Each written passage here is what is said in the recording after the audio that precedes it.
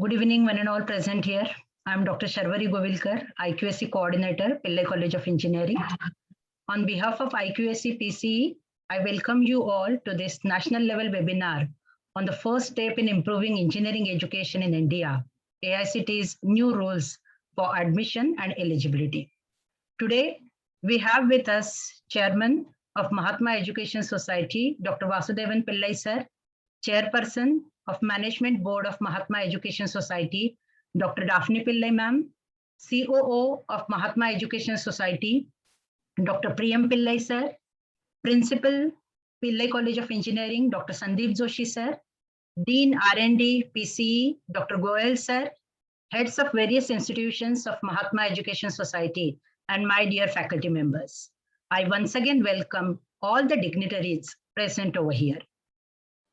As we all know, on Friday, AICTE has announced changes to the entry-level qualification for engineering programs that created quite a stir among students and academic community.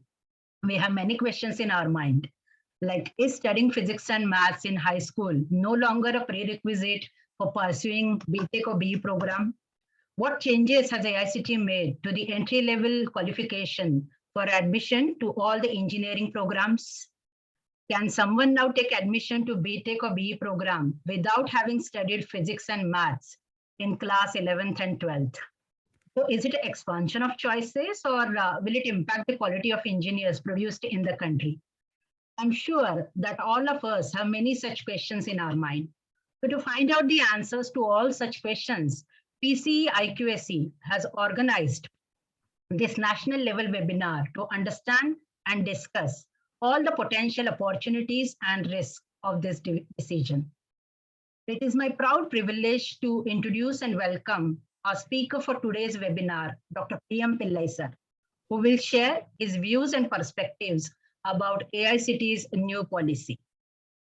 Dr. Priyam Pillai graduated with a PhD in mechanical engineering from MIT in 2011. He is currently an associate professor at Pillai College of Engineering in Mumbai, India, as well as serves as the Chief Operating Officer of Mahatma Education Society. He has started many new initiatives at MES, including launch of Pillai Center of Innovation and Entrepreneurship, Google Apps for Education in the 48 institutions, founded the Urban Expansion Observatory, numerous industry institute interactions, development and adaptation of open source software and technologies for education, and many others.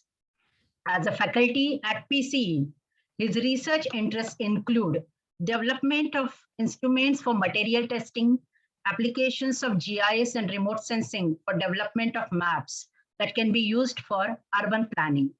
He is the founding partner of Urban Expansion Observatory, UXO, a joint research initiative in geospatial technologies between Mahatma Education Society and New York University.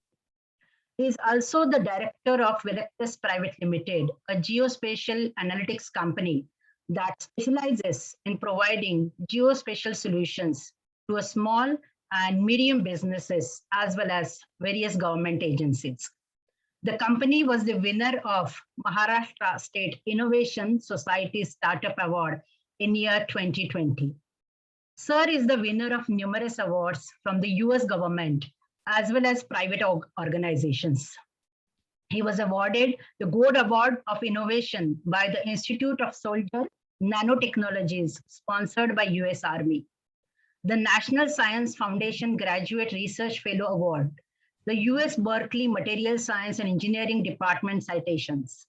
In 2010, he received an Outstanding Service Award for assisting the Boston Police Department and District Attorney's Office in the use of thermal cameras in their investigations.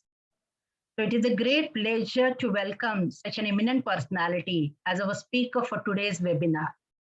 So on behalf of IQSC PCE, I extend a welcome to you, sir. Over to you, Priyam, sir. Thank you. I hope everybody can hear me clearly. And I'll be trying to present some sort of my initial thoughts and research on this topic.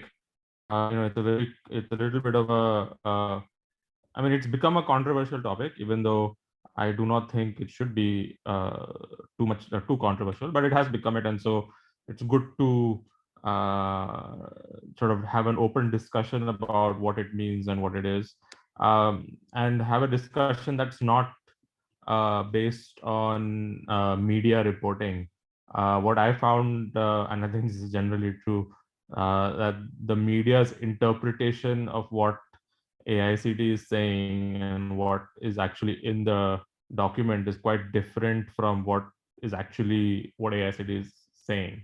The first thing I wanted to sort of go through and look at what are the sort of the quick facts about what AICT is saying and what is the current scenario of engineering education, and then after that I'll go into what sort of my personal opinion on how this would impact education once it's implemented, and then we can go into having a discussion about it later. So let's take out all the media hype and the media thing, and let's see what the actual interplay is.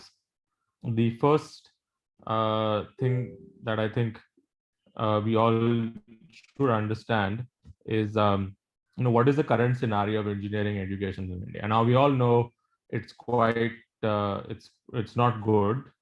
Most surveys say up to 80% of Indian engineering graduates are unemployable.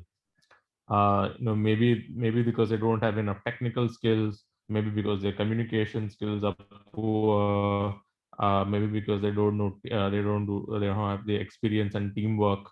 So many hard skills and soft skill ability are missing in a vast majority of engineering graduates. So whatever we've been doing till now is quite inadequate. And in that sense, we are not able to cope up with the requirements of a modern day engineering education. And it's not that colleges alone can do something about this. Some things like this have to start at the school level. The second thing is, many of our top students, I think in some surveys up to 10% go abroad for further studies.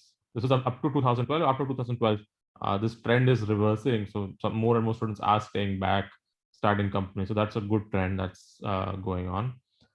And the third fact is, we have a very rigid system in India, where a 15-year-old student has to make a life choice that whether they want to do arts, science, or commerce. And they have to decide when they are 15. And I don't know for other people at 50, but at 15, I didn't really know anything about what career path I wanted, what I wanted to do. So generally what happens is parents make this decision. You try for arts, you try for commerce, you try for science, and then students are then stuck with those options going forward. And this is the state of affairs where we aren't able to really diversify the offerings of our education because of the way our system is structured. Now, this has been there has been an attempt to reform this, and this is coming in this national education policy. Now, the policy has policies associated uh, with school education as well as higher education, and this is a fact. Again, I'm taking the next few slides a lot of text, but I think it's worth sort of reading what it says before we pass a judgment on it. And when we read what it says, it actually AICT's sort of starts to make more and more sense. So the first thing it says, this is for schools. Students will be given increased flexibility and choice of subjects to study, particularly in secondary school, subjects in physical education, arts and crafts, vocational skills, so they can design their own path for study and life plans. Holistic development and wide choice of subjects and courses year to year will be a distinguishing feature of secondary school education. There should not be any hard separation between curricular and extracurricular or co-curricular activities or among arts, sciences, and humanities, or between vocational and academic streams. They should be subjects such as physical education, arts, crafts, vocational skills, in addition to science, humanities, and mathematics, may be incorporated throughout the school curriculum with consideration for what is interesting and safe at each age. So one of the big points of the NEP is they don't want any bifurcation between arts, humanities, and sciences. The second part, it says each of the four stages of school education in accordance to what may be possible in different regions uh, may consider moving towards a semester or any other system that allows inclusion of shorter modules, courses that are taught on alternate days in order to allow an exposure to more subjects and enable greater flexibility. States may look into innovative methods to achieve these aims for greater flexibility and exposure to and enjoyment of a wider range of subjects, including across the arts, sciences, humanities, languages, sports, and vocational subjects. This is excerpt directly from the NEP saying that there should not be any breakdown anymore amongst in art, science, and commerce. And of course, when this came out, everybody, including the media, were very happy that this was done. Another section of the NEP relating to colleges I want to mention here. Single stream higher educational institutions will be phased out over time and will move towards a vibrant multidisciplinary institution with parts of a vibrant multidisciplinary higher educational institute clusters in order to enable and encourage high quality multidisciplinary and cross-disciplinary teaching and research across fields.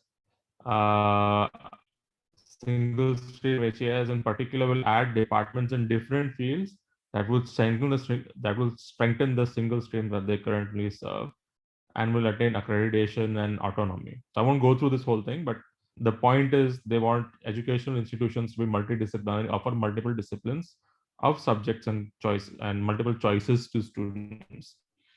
The new regulatory system will foster this overall culture of empowerment and autonomy to innovate, including by gradually phasing out the system of affiliated colleges over a period of 15 years through a system of graded autonomy.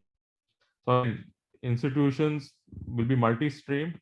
They will offer courses and curriculum across multiple departments. So engineering colleges can offer architecture courses or business courses or humanities and economics courses without any kind of barrier to entry for students who want to pursue those types of courses. And there is a move towards a more holistic and multidisciplinary education where it will be integrated with humanities and arts, with science, technology, engineering, and mathematics, which has shown positive learning outcomes, increased creativity and innovation, critical thinking, higher order thinking, problem solving, teamwork, communication, in-depth learning, mastery of curriculum across fields, increasing in social and moral awareness, besides greater engagement and enjoyment of learning. So the NEP has set the stage, and I think maybe we all know, thought the NEP was a great document when we set it up.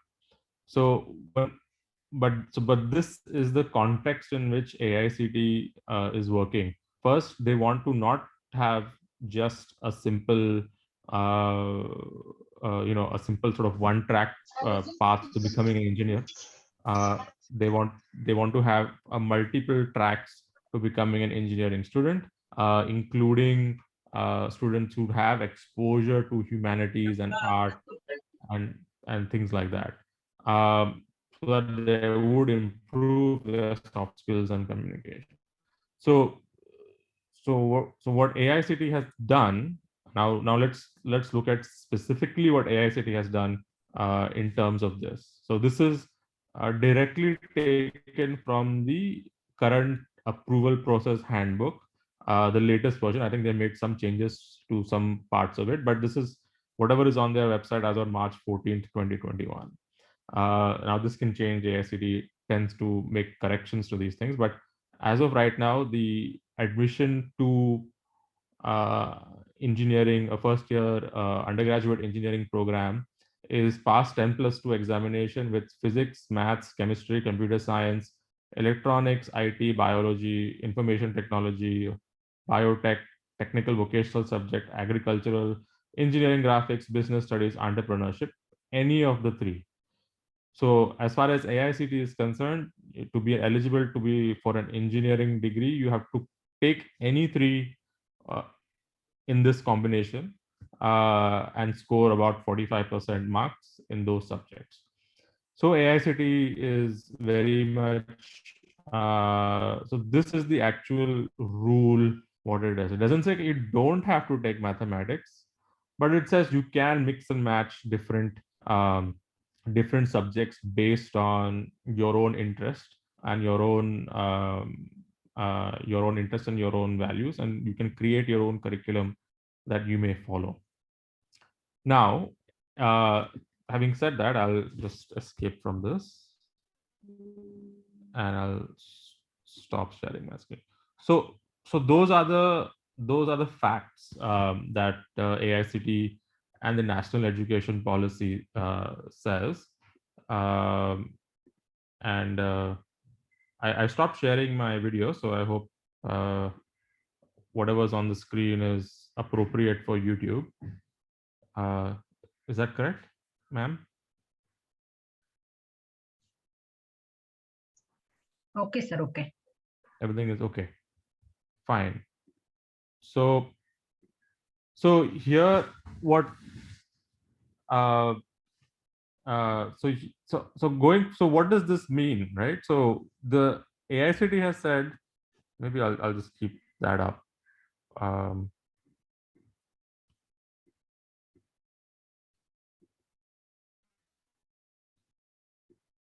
So this is the actual rule. So what AICT has said is that you don't necessarily need to take physics, chemistry, maths, or physics and maths. Chemistry was done away with in 2010. It was not made compulsory. Now, what AICT is actually saying with this, and they have issued a clarification also subsequently, is that it's not that they're saying mathematics is not compulsory.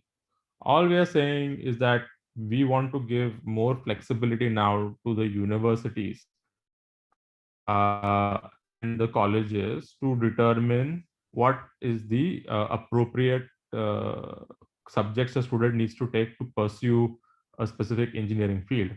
Now, this is not a controversial thought. We've always been doing this. In 2010, when AICT stopped chemistry, but still, the university said if you want to go for a subject like chemical engineering or chemical technology or petroleum engineering, chemistry is still compulsory for you, right? So a student who is interested in those subjects has to still take chemistry. If you want to go take a course in bioengineering or biotechnology in the 12th, you still compulsorily have to take 12th. This is not a requirement from AICT. This is a requirement from the university. So the university and the state governments have now been given the flexibility that says for whatever engineering courses that you are developing and designing, you yourself decide what should be the minimum, what should be the classes that you take to become eligible for that. So if a student wants to do computer science, maybe they have to take computers, they have to take mathematics, maybe they have to take information practices or something like that. If a student has to take mechanical engineering, a university might still say compulsorily you have to take physics and maths in your 12th if you want to go for mechanical. If a student wants to get his BTech in entrepreneurship, right? If we start a course of like that's called BTech in entrepreneurship, maybe at that point they can just take either the business studies course, entrepreneurship course, and the computer science course, as part of their 12th standard curriculum. So what AICT is saying, and what clarifications they have issued, is not that mathematics is no longer compulsory for an engineering education. What they are saying is that we are going to allow the universities and the colleges who run these courses to decide what kinds of courses would be suitable for them. And this is not something, and this is something that we have not, it's not that we have not done before. This is something that has been done before, because if you think about when chemistry was made optional, chemical engineers still had to take chemistry courses when biology is not a compulsory subject. But if you want to do biotechnology or bioengineering, you still have to take biology. So if you want to do computer engineering, a university or the state government can say mathematics is still compulsory for you. So AICTE has simply increased the flexibility that colleges, universities, and the states have to create this options for students that they can take different types of courses and still be eligible for engineering. And because they have broken down, we are not going to have a distinguishing between arts, science, and commerce fields in the new NEP. This will help students. So because as far as engineering students are concerned, we need engineering students to have an idea of art and design. If you think about the latest fields, or in user interfaces, UI, UX, mechanical design, and a who have an art background tend to get better. So if you think about if you want to do entrepreneurship or business, you may want to understand about economics and psychology, because those fields are quite important in these areas. If you want to start your own business, you need to understand HR and accounting and finance and those two things, plus along with your engineering background. So in these kinds of cases and in these kinds of scenarios, it might be appropriate for students to skip out on the core mathematics subjects, where they are mostly not interested in doing very hardcore technical thing, but they're interested in simply doing business and entrepreneurship type work. So, and this gives colleges and universities the flexibility to decide this, is that how much mathematics do you need to know for whatever degree you're pursuing. And this is the context that I think AICTE has taken this with. Now, the media has twisted this in a different way, saying mathematics. So now you'll get all these people who don't know any maths running into engineering. I don't think that will happen.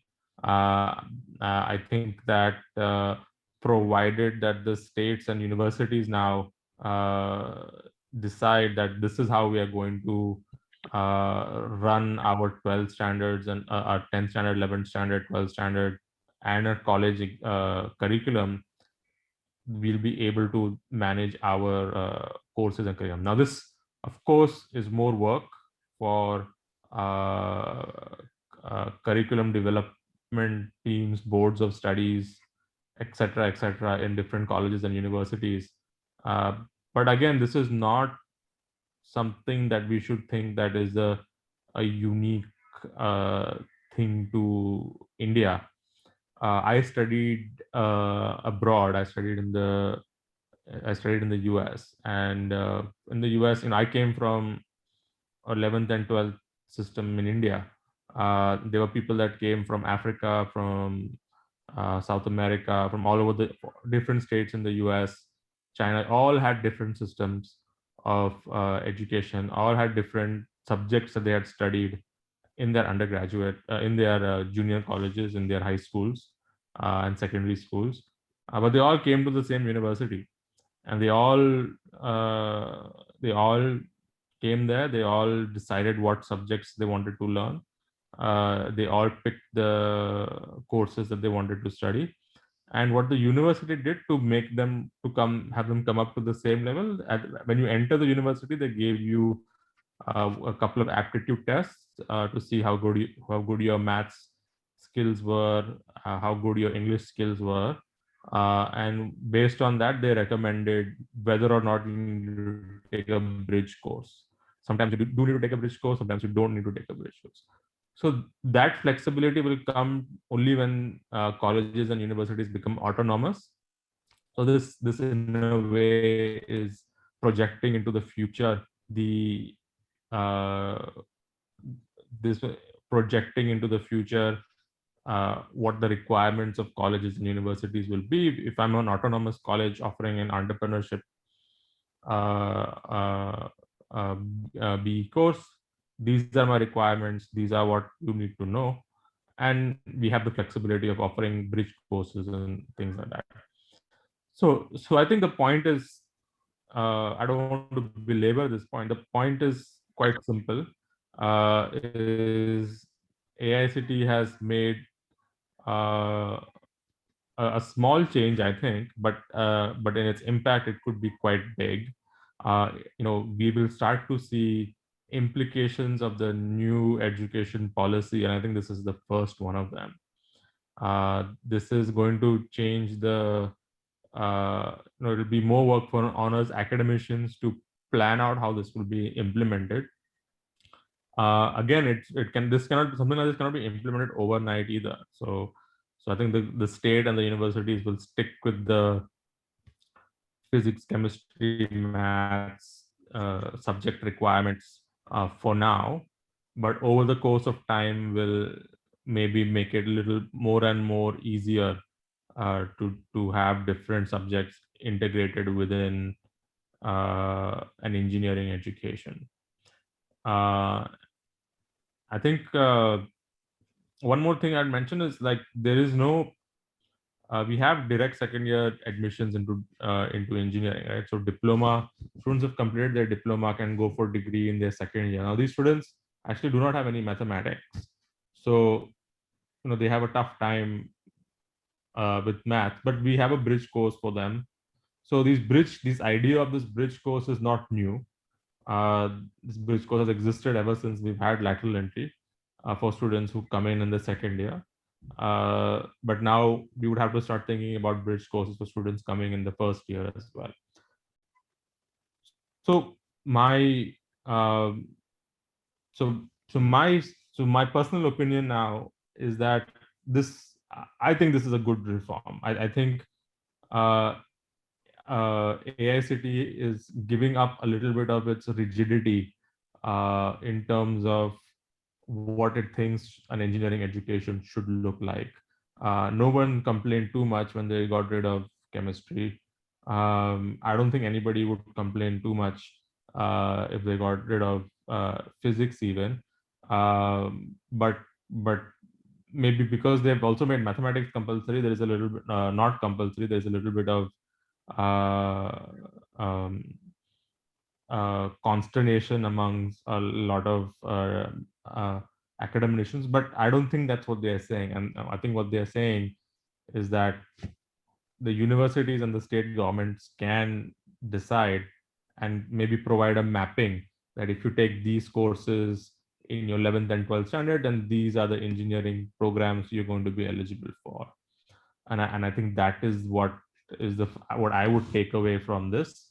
So if you want to do mechanical, if you want to do computer engineering, if you want to do electronics engineering, mathematics could still be compulsory as far as the university and the state government is concerned, and that is something that has been left up to the universities to decide. And even now, like I said, if you want to do chemical engineering or chemistry, you still have to take chemistry in your 11th and 12th. So this would just be an extension of that. And generally speaking, I think this will provide a lot of flexibility to students. Like if they don't like, maybe they don't want to go for engineering, they don't want to go for, maybe down the road they decide they want to go for economics, or they want to go for, I don't know, history. Within the same institution, they can do that. So if you look at how the NEP is structured, this now I'm talking about instead of the immediate implication, maybe the long-term implication of this. When students say, maybe take a combination of subjects like, history, mathematics, computer science, and some other subjects. Down the road, they might say, you know what, I wanted to do history, or I want to go for economics instead instead of engineering, computer science, or I want to do some combination like econometrics. So they don't have to then restart their entire education system. They can just take the bridge courses that are being offered by the colleges and universities and then change their field while they're in the college and university. So I think that is a tremendous advantage, because right now students are essentially forced when they get into their first year to complete 4 years of the same exact uh, um, uh, subject and course through the 4 years, which is and not have any flexibility to change within the college to another field, to another subject. Um, they will now, maybe 5 or 10 years down the road, we will have a situation where we have these multidisciplinary colleges, where you can come in and then you can start off as an engineering student, decide that you don't want to do this and go for some other subject. You start off as a economics or economics student, decide you want engineering, then maybe to come in. So this creates that flexibility for students, which would be welcome, because simply doing engineering for 4 years for the sake of doing engineering is not has not worked out for in country, because we're just putting people into slots that they don't fit in, and hopefully this is going to improve. Now, to put a caveat on all this, a lot of this is devils in the details, right? So how ultimately this is all going to AICTE, I think all AICTE is saying is we don't want the power to tell you what courses to have to do in your 11th and 12th. It is up to the colleges, universities, and the state government to decide that. So now the states and the colleges and universities might mess this up, right? So they might make it more difficult for people to transfer within the institution. So it's not that this policy is a guaranteed success right from implementation. But I think AICTE should have more sessions in terms of explaining this to the different stakeholders, to make sure that they understand fully what the implications of this policy are, how it would implement, how it would benefit everybody in the long term. So that's my take on this, and I'm hoping that this will now encourage quite a bit of debate among the participants. If you have any questions, please ask it in the chat, and maybe we can have more interactions now. Quite a bold move by the by AICTE, but I think but we already have a template for doing this, so I don't think that this is going to be big. So we already have a template in the sense that for diploma there already is a mapping. So if you do diploma, for example, in computer engineering, you can go for then BE in computer electronics, CXTC electronics, and there are like n number of things. So this is just an exercise in creating a mapping by the state governments and universities that says if you take these specific courses in engineering, in physics, chemistry, maths, business studies, whatever, that these are the types of engineering courses you will be eligible for. So I think this is a mapping exercise initially by the universities, to say CBSE board has often many different subjects that they offer.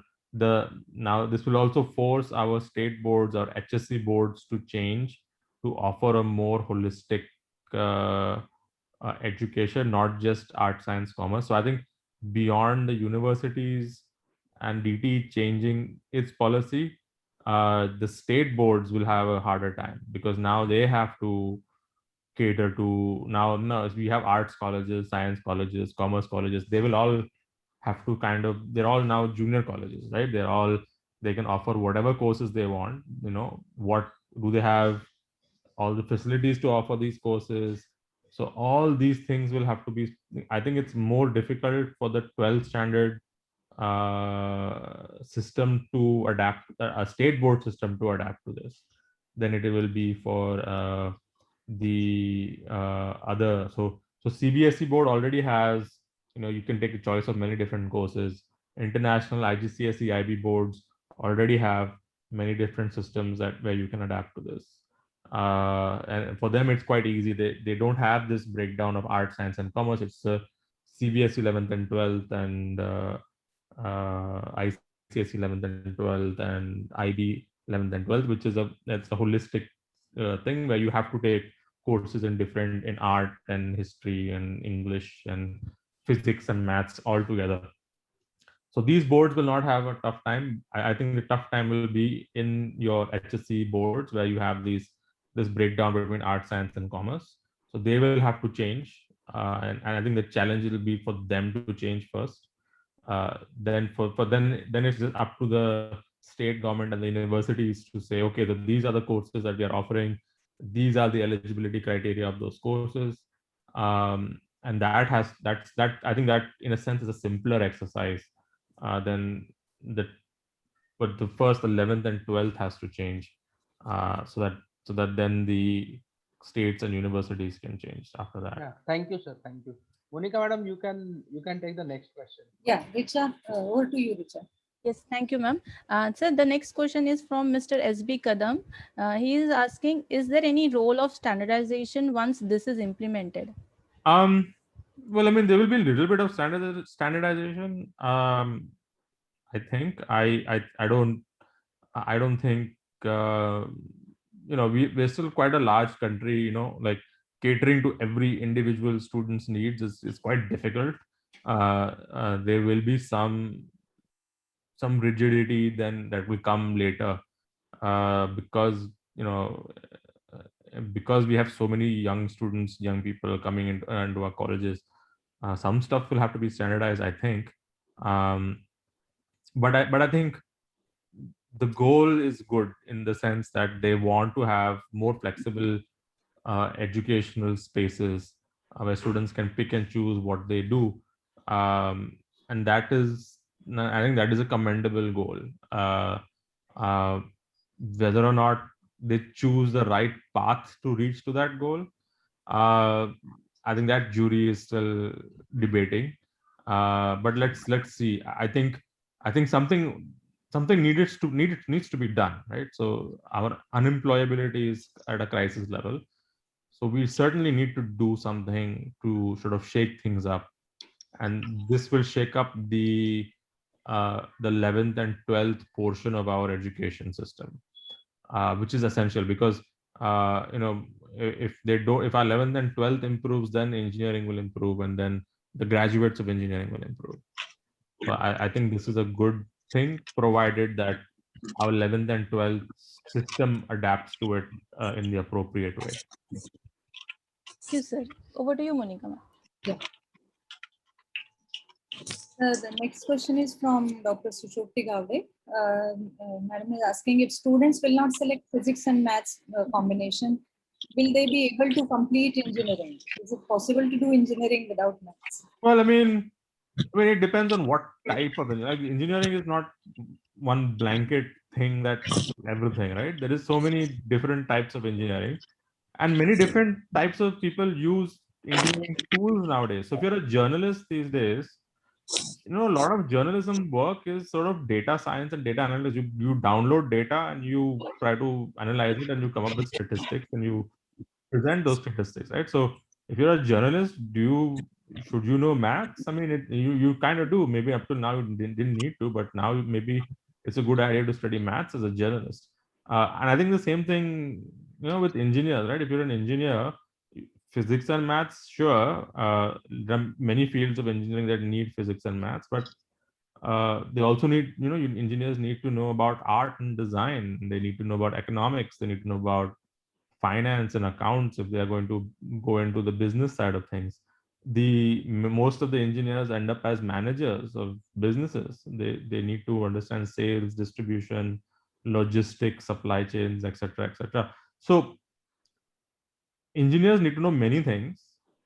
Everybody needs to know a lot of things. So saying that, I think the question is whether they should know it before they start engineering or whether they can learn it after they start engineering. And I think both are possible, right? I don't think for a 17, 18, 19-year-old, if you start, you can still teach them calculus if they are sincere and they want to do it.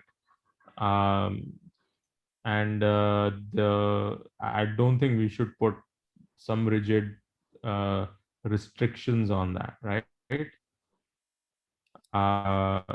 So and it's like, I'm sure if we maintain our standards, if we just say no, everybody just passes no matter who comes and what they do, I think that is more of a problem than saying oh, maybe you didn't take science as in your 12th, so now you cannot become like a data journalist, so I don't think that is something we should be saying. I think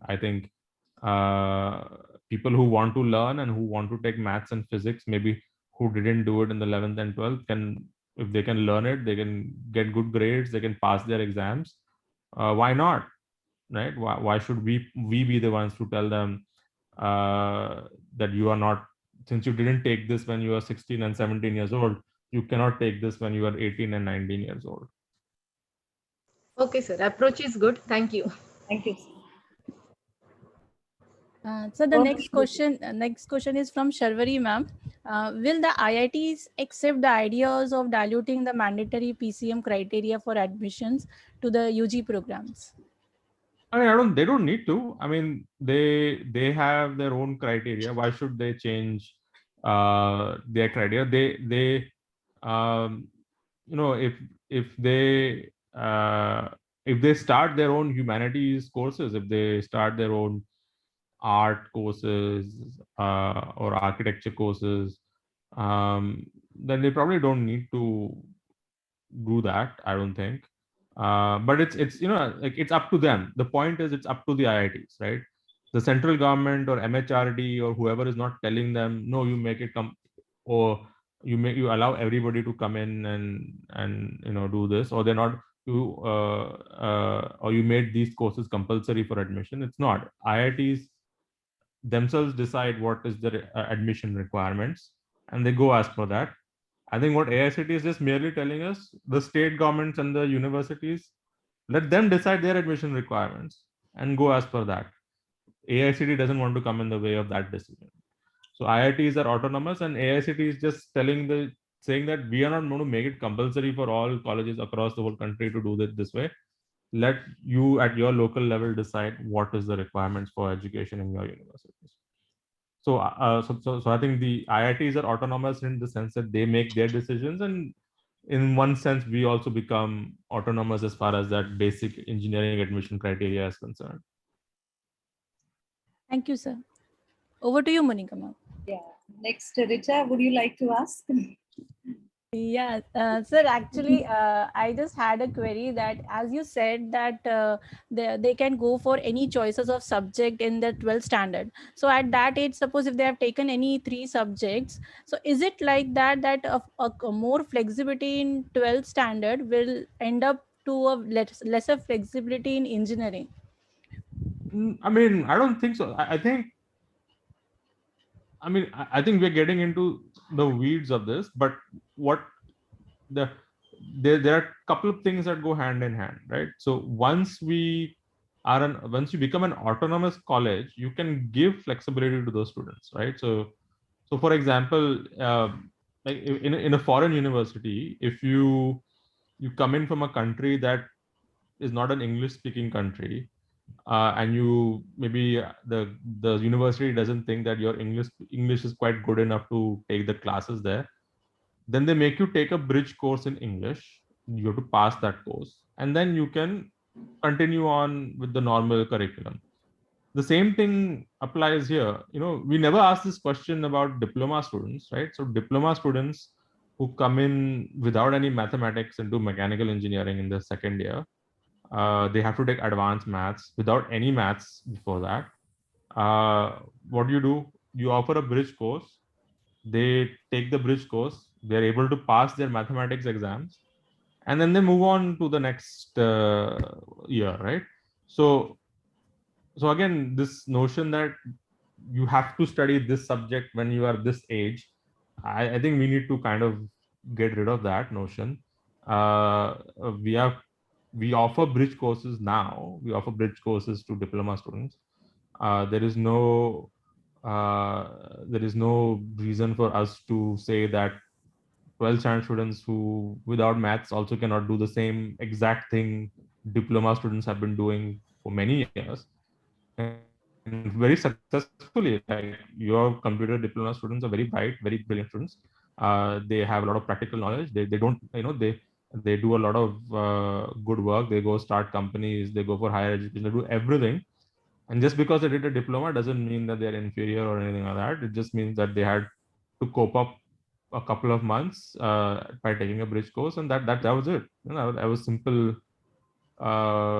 A simple thing that the institution took the responsibility of doing. We do it, and they do well in their courses. Of course, there's going to be some people who fail, like some people who cannot cope up. That happens. We have failures in second year mathematics. So, but then this system will ensure that those students don't have to drop out. So this is another thing that would help out. If the students are not able to clear the bridge courses or not able to do the bridge courses, they won't be forced to drop out. They will be in the new national education policy. They can choose a different field where those mathematics or whatever subjects they're having difficulty in is not there, and they are able to then take those subjects. So we can stop pretending that that you have to do this or you have to do that. You can learn things later, and I think that's kind of an important takeaway. Yeah, thanks Sir, a lot for addressing that. Sir, would Joshi here would Yes, like sir. to add one thing. There is Please. in earlier revisions of the syllabus at university level, always there was a debate that what is the need of engineering drawing for computer engineering students or IT engineering students. So this is something like that only.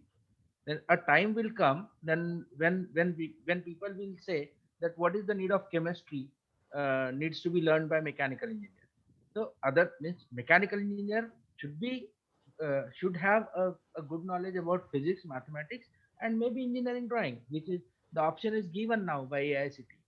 That altogether these three courses a student can have, and then he can go for engineering. So as you mentioned in the beginning itself, that now the job is mapping that what shall be the three courses and for which engineering program the student is eligible.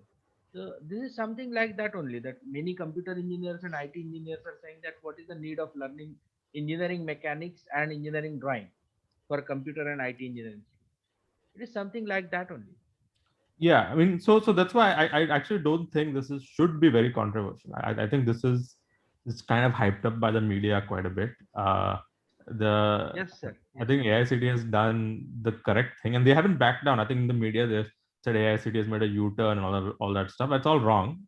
They have not. They've kept it the same, and I think they're quite right in keeping it the same. Sir, can I say something? PS Goyal here. Yes, sir, please. So actually, I really like your idea. So it is bringing in flexibility is always welcome, because really speaking, the job scenario keeps changing with time. Now, sometimes, just now you said journalists at some stage they felt math is not important, but now they may feel math is important. Similarly, doctors never felt that mechanical engineering is important, but now you find that they have to use robotics and surgery, so they need a lot of mechanical engineering knowledge.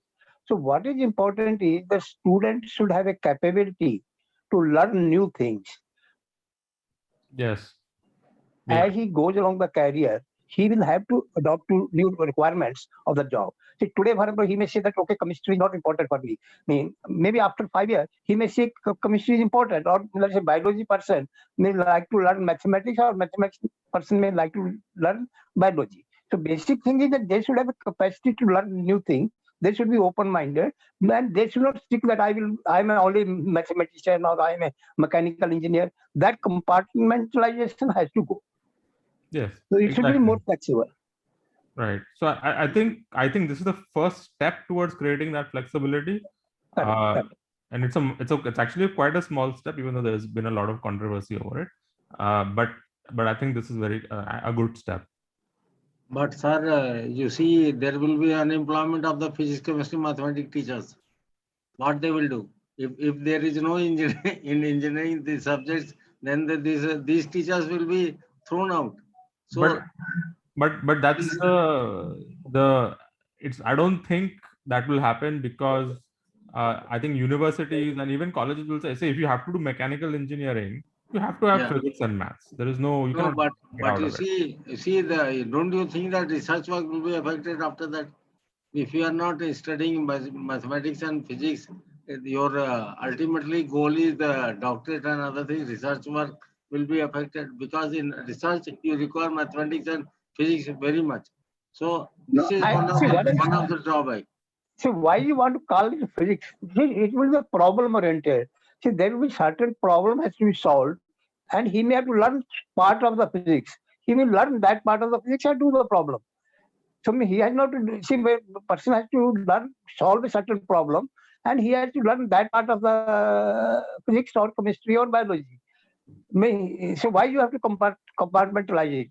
Right. I mean, so I think what we need to have faith in our students that they can learn new things. That is the most important. That's the most important. Even down the road when they require it.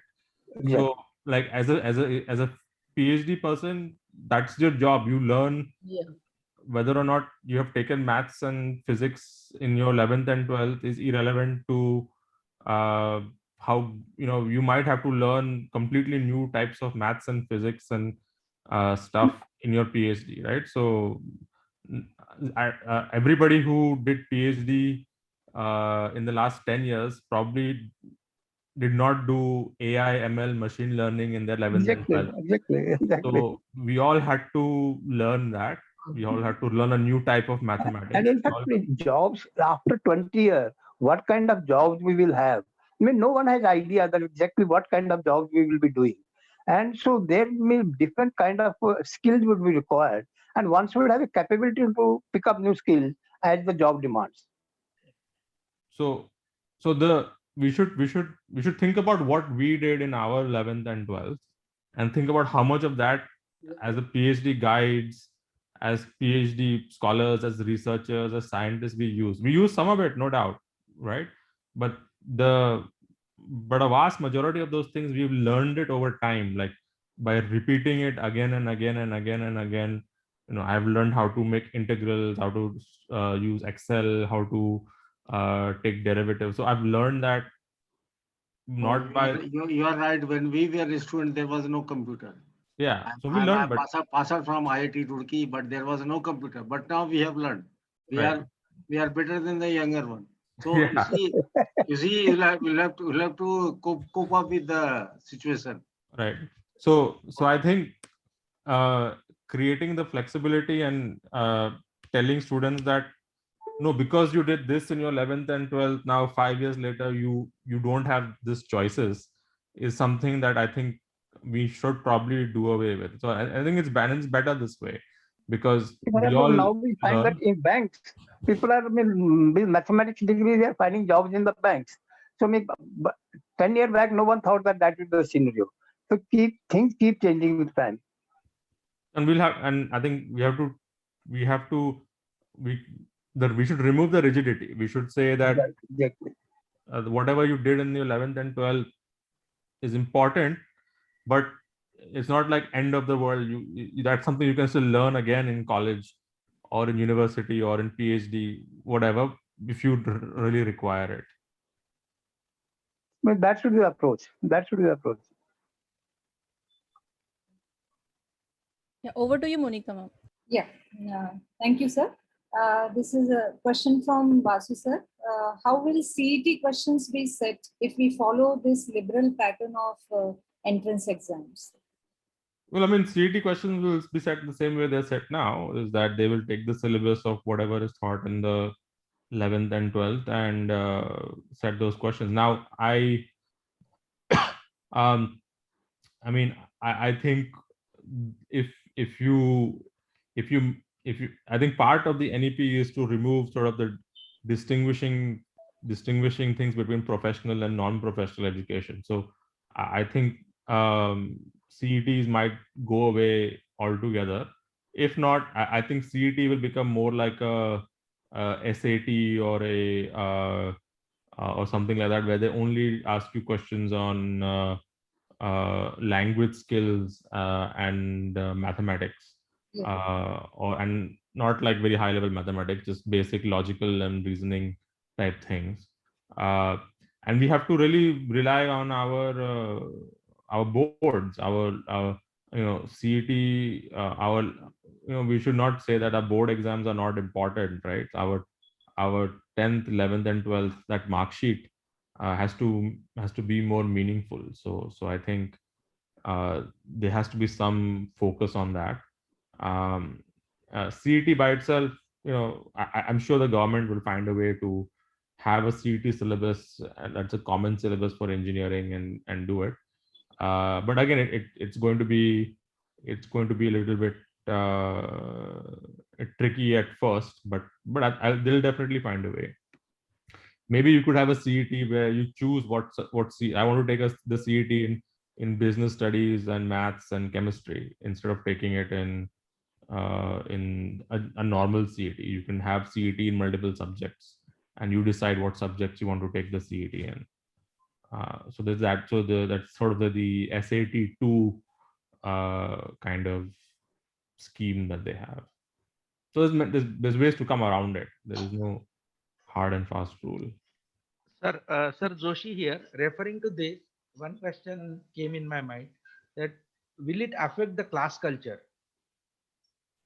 the tuition culture in the country or state? I mean, I don't think so. I mean, I think there'll always be people who want tuition and extra help. I mean, I think that's part of our culture. That's more of a, now, as long as there are going to be exams, there's going to be coaching classes. And people who will coach you for stuff for money. If you do away with exams completely, if everything is based on your 12th standard score or your college score and no like common entrance test or JEE or anything, if you do away with all that, then maybe you can get rid of coaching classes. But as long as there's an entrance exam for something or the other, and there always probably will be, there will certainly be a market for coaching. Okay, sir. Thank you. Over to you, madam. Thank you, sir. Sir, can I PS go one more small question? I was Yes, just sir. thinking aloud, can we do away with this engineering degree? I mean, why should we let a student learn certain courses and we give a certificate that he has learned this courses, and we don't. I mean, Anyone? I think it's an interesting idea. I think what we need to do away with is this idea of professional education versus non-professional education. There is no, I really don't understand why this bifurcation exists in India. If you're an economist, why you went to a degree college, you are not a professional. I mean, it doesn't make any sense. If you are an engineer or an architect or a pharmacist, you're a professional. I mean, I don't understand why this why this sort of bifurcation exists amongst the two different types of education. Maybe one is 3 years and one is 4 years, maybe 5 years, maybe because of that. But still, I think education is education. You are preparing for a future career. If you are an engineer, if you want to be a mechanical engineer designing cars, or if you want to be a civil engineer building bridges and houses and stuff, there are certain skills that you need. So that is essential, essential knowledge that you have to get. Whether or not you're called an engineer or you have a B or a BTech, maybe it doesn't matter so much. But I still think people want that engineering degree, or if you're a doctor, you want to be a medical doctor.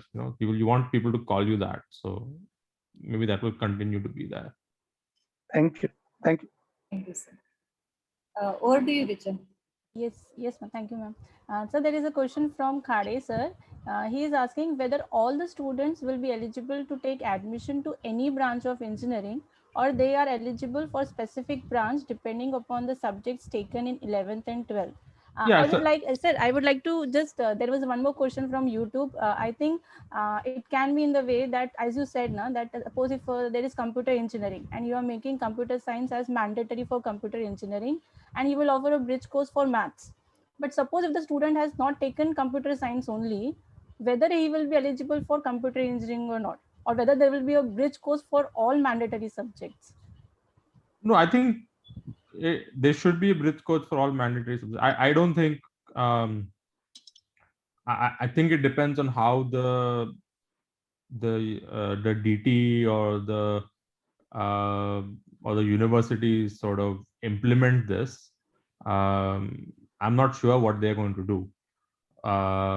If I was in their position, I would say, okay, so in the 11th and 12th, you've taken physics and maths, you're eligible for all engineering courses, except for chemical engineering and biotechnology. If you've taken only mathematics but no physics, then you can go for only computer science, right? Or computer engineering or stuff like that. So if I was them, I would create a mapping like that says, if you're taking physics and maths, you can go for almost everything. If you want to only do computer engineering, then maybe only maths is compulsory. And maybe have some smorgasbord of classes and orientation. This is what I said. This is there won't be a lot of work for our university and DT to figure this out, but it's good work. They should do this work because it should improve education, quality of education. But I in advance, I cannot tell you what they will come up with. They might say the same thing that we've always said, right? So they might just say physics and chemistry, physics and maths, everybody still has to take, and then everybody will have to still take that. So.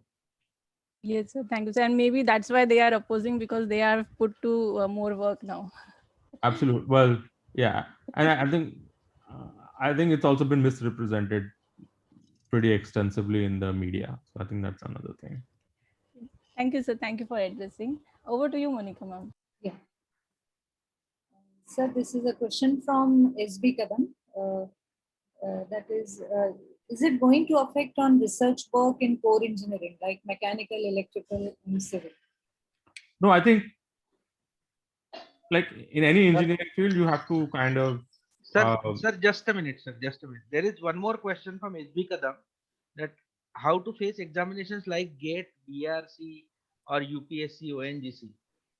Yes, sir. This, yeah, in the same line. So maybe. No, I think none of us studied in our 11th and 12th exactly the same things we're doing now. So I think this goes back to the discussion we had earlier with Goyal sir also, is that you have to understand that you have to keep learning, right? So whether or not you did something in the 11th and 12th doesn't necessarily eliminate you from doing something in the future. So if you want to study for GATE, you pick up those GATE textbooks, you go back to the basic GATE maths and engineering knowledge, and you try to learn and you do it. I mean, and I don't understand why. So this is, and if you have to study a new research topic, you take the papers from that research topic, you start reading them, you find out where your gaps in your knowledge are, then you go back and you try to figure out what that means. You talk to your co-workers, your teachers, and that's the way we normally operate anyway. So it's not necessary that we do something that's always been in our field. We always kind of, it's important to go back and learn something new and absorb it, and then innovate with it. So I think that we should, just because somebody has done something in their 11th and 12th doesn't mean that they cannot do something else later, right? So we should focus on those parts, and it make it easier for ourselves and our kids to understand what is the how to learn, be a lifelong learner. I guess it's the cliche, how to be a lifelong learner, and do that. So when you do when you do research or whatever, you have to learn new things. You will learn them, and you will figure out how to do that. So presumably when you get to learn at the end of your engineering degree, you will know the math that you need, and you know the physics that you require. So if you're getting a PhD, you'll still have the basic knowledge. It's not like you won't have. I mean, this diploma lateral entry is the perfect example. We have students who do diploma lateral entry without maths. They come in, they do perfectly fine. There's nothing wrong with them. They are successful. They go for research. They get PhDs. They are very well trained.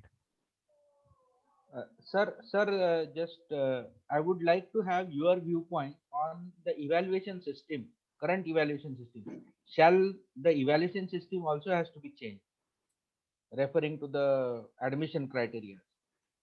I don't think so. I think the evaluation system is the examination patterns and the modality in which the student is graded or student is evaluated. So are you saying that students who have not taken maths will have one question paper, and students who have taken maths will have another question paper for the same thing? No, it's not like that. Means our our usual examination pattern is we are simply testing their I can say in simple words, xeroxing capacity. Right. Okay. We are not evaluating their understanding. So okay. Don't you think that the evaluation system, the examination pattern also has to be changed? I mean, I think that's generally true, irrespective of what the qualifications are for admission. I think that our examination system is sort of maybe step 2 in improving engineering education in India. This is step 1, but I think that's perhaps a little bit unrelated to this. I think our examination system just sort of encourages this rote mugging up and regurgitating things on your examination paper. Is we have to kind of do away with that, irrespective of what happens with the eligibility and stuff, right? So I mean, that is also very important, but it's a different issue than the first thing. Yeah, because it is more visible during the placements. So no need that the class topper should get the first placement. Many times it happens that the students who are having low scores, they are getting the placements first. Many times it has been seen. So it's more related to understanding. Yes.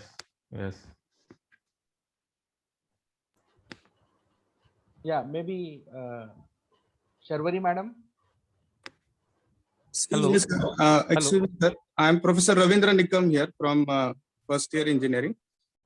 Sir, as we are going for autonomy next year, so according to your view, which kind of subjects you suggest for first year? I mean, it will be the same subjects that we've always had, because I don't think overnight we are going to change 11th and 12th. I mean, these kinds of changes will take at least 3 to 4 years to actually implement. So I think just the first year should follow the pattern of what is important to teach the students in the subsequent years, right? So second year, third year, final year, what are they learning for our courses, for physics, for our specific courses that we are teaching, and what is the end goal? And based on that, you create your first year curriculum, right? So we should train them extensively in programming and maths and things like that, but we need to understand what our future 4-year trajectory is for the first year scheme, right? So and also taking into account what they've learned in the 11th and 12th. So there's no specific advice, it's just generally know what the department curriculums are supposed to be and what knowledge is going to be required for that curriculum. Okay, thank you, sir. Thank you. Hello. Hello, sir. Sir, one last question we will take and then we will conclude. So the last question, just a question from Rolly, that whether the CAT will be the platform to judge the student for the engineering admission. With the CET? Yeah, CET, they will be appearing for the CET exam for engineering admissions, irrespective of whatever subjects they take in 11th, 12th, they have to appear for the CET exam. Well, so I mean, that score will be a platform for the engineering admission then. Yeah, I think it's a tough thing to predict what will happen with that right now. CET is important. And students need to take that CET exam, to get admission in the current scenario. But in the future, maybe the CET might be simplified to just be either some very core or essential maths and physics, maths and English, or language skills, or they might be like different CET, like there will be multiple like versions of CET. Right now also there's multiple versions. There's like engineering CET and medical CET. Maybe they'll become like they'll have a mechanical engineering CET, a computer engineering CET, and like whatever else CET they want. I think I personally don't like CETs. I think they are not a good way to evaluate students. You're trying to figure out how good a student is based on just one number.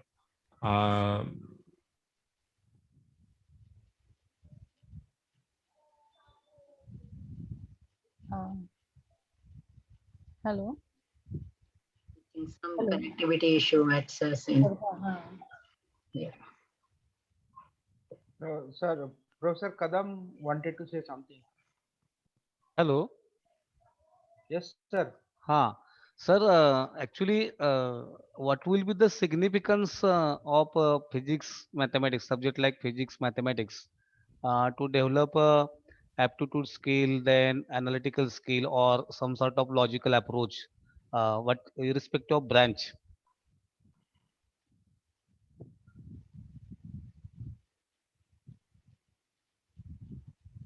Sir, you muted.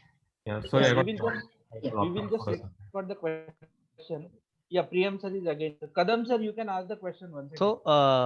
So, sir, my question is, what about the significance of a subject like physics, mathematics, as far as aptitude skill or analytical skill or some sort of logical approach is concerned, irrespective of any engineering course or any engineering branch? So, is there any significance? Because when we are giving the so many choices, so this is going to be have some sort of confusion in among the students, among the parents, and in stakeholders like us also. So can you give your ideas or just guide us about this? So any of those technical vocational subjects that AICTE has listed on its thing will kind of generate those aptitude or analytical skills, right? So if you're talking about a general analytical reasoning choice ability, like engineers are supposed to take a problem, break it down into small pieces, solve those small pieces, and then assemble it back together. Any technical course will teach them how to do that part, right? The approach is different for different ones, but the general philosophy is the same. So I think, but I agree with you in terms of like making parents understand this will be a little bit will be difficult. But it's a challenge that we have to do, because down the road, what we need to emphasize is that you will have more choice, right? So even if you in your 11th and 12th you did these subjects, that doesn't mean in your college and university you only have this narrow fields that you can go into. You can either take a bridge course and become eligible for those courses, or you can have you can take a very general approach as well. So I don't want to hazard a guess as to what the university is going to do. University will do its own evaluation and study of this, and the state government will do its own evaluation and study of this, and eventually they will come up with some way to work it out. And then based on that, we have to work with students and work with parents to convince them that this is the approach you should follow. Okay, thank you, sir. Thank you very much. Thank you. That's a difficult question to answer, but maybe in the future, maybe we'll do one more of these sessions when we know what exactly the university is going to do, and then we will see. Thank you, sir. Thank you very much. Thank you. Yeah, thank you, Priyam sir, for addressing all those queries. I think all the participants have, most of the doubts have been cleared. So with this, I hand over the session to Sharvari ma'am. Over to you, Sharvari ma'am. Thank you, Richa. Thank you, Dr. Monica Bhagwat madam, for addressing all the questions. Now, I'm here to present the formal vote of thanks. It's an honor and privilege to present the vote of thanks on behalf of IQAC PCE. I'm thankful to Dr. Priyam Pillai sir for accepting our invitation and sparing his valuable time and sharing his perspective on AICT's move on improving the engineering education in India. Thank you very much, sir. Thank you for making us understand that this small step, which will eventually bring a big change in technical education in India. I'm thankful to the Management Board of Mahatma Education Society for their constant support and motivation for organizing this event. My sincere thanks to Dr. Sandeep Joshi, Principal PCE, for always standing beside us and guiding us in each and every activity which PCE IQAC carried out. I'm thankful to all the head of departments of Pillai College of Engineering for their cooperation and support. My heartfelt thanks to all the members of organizing committee for their efforts and timely response in making this national level webinar a grand success. Last but not the least, I would like to thank all the participants joining for this webinar and taking active part in the discussion, without whom this event would not have been possible. Thank you all the participants once again. Thank you, Priyam sir. Formally, we are concluding the session.